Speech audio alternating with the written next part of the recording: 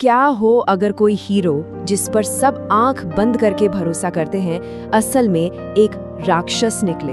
आज हम समझने वाले हैं नेविल हीथ की कहानी, एक ऐसे शख्स की जिसकी चमकदार छवि के पीछे एक बेहद भयानक सच्चाई छुपी हुई थी।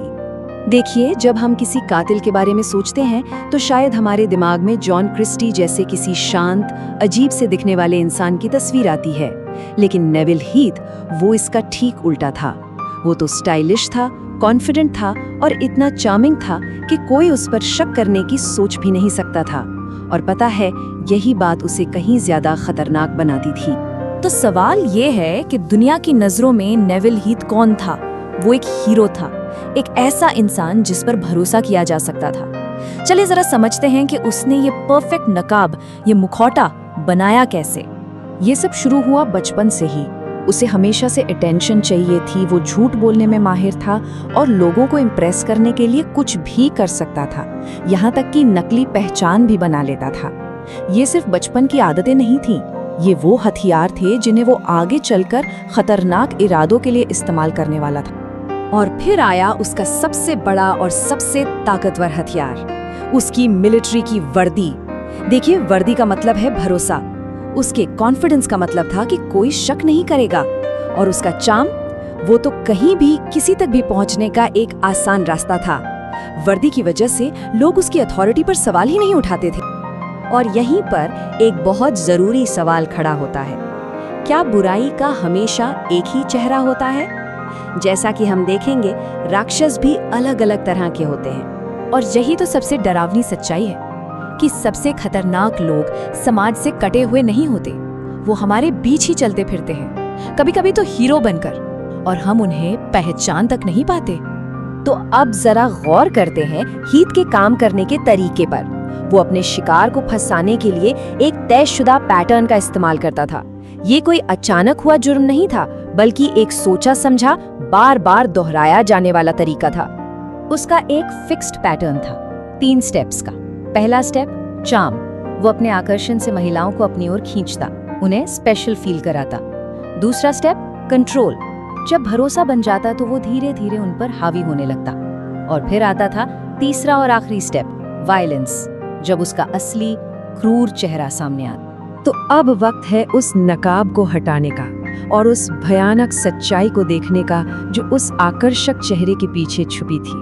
हीथ के जुर्म को समझना इसलिए मुश्किल हो जाता है क्योंकि उसकी वजह वो नहीं थी जो हम अक्सर सोचते हैं। ये गुस्सा नहीं था या किसी तरह का बदला भी नहीं, ये था दर्द से मिलने वाला सुख। उसके जुर्म के पीछे की असली वजह थी सैडिज्म, दूसरों को तकलीफ देकर, उन पर काबू पाकर खुशी हासिल करने की एक भयानक सोच। साइकोलॉजी में इसे 2 मास्क फिनोमिनन या 2 नकाब वाली घटना कह सकते हैं। मतलब एक ऐसा इंसान जो बाहर से एक बहुत ही अच्छा चार्मिंग नकाब पहनता है, सिर्फ इसलिए ताकि वो अपने अंदर के हिंसक, क्रूर राक्षस को दुनिया से छुपा सके। तो उसका पहला नकाब, मतलब उसका पब्लिक फेस, वो बिल्कुल परफेक्ट था। हैंडसम, कॉन्फिडेंट, बोलने में माहिर, और समाज में हर कोई उसे पसंद करता था। ये वो चेहरा था जो उसने दुनिया को दिखाया। लेकिन इस नकाब के पीछे एक बिल्कुल अलग ही चेहरा था, हिंसक, बेरहम, सैडिस्टिक, और जिसमें कोई इमोशन ही नहीं था। ये था उसका असली राक्षसी चेहरा। लेकिन कहते हैं ना, हर नकाब एक दिन उतरता है। तो चलिए देखते हैं कि कैसे साइंस और सबूतों ने हीथ के इस फरेब के जाल को हमेशा के लिए तोड़ दिया। सबूत एक के बाद एक सामने आने लगे। विक्टिम्स के शरीर पर लगी भयानक चोटें, फोरेंसिक प्रूफ जो चीख चीख कर सच बता रहे थे, और गवाहों के बयान, इन सब ने मिलकर कहानी को इतना साफ कर दिया कि हीथ का चार्म उसे छुपा नहीं सका। उसका नकाब चकनाचूर हो गया और कोर्ट रूम में उसके सारे हथियार फेल हो गए। उसका चार्म किसी काम नहीं आया, उसका कॉन्फिडेंस बेमतलब था, और उसका स्टेटस किसी ने उस पर ध्यान नहीं दिया। क्यों?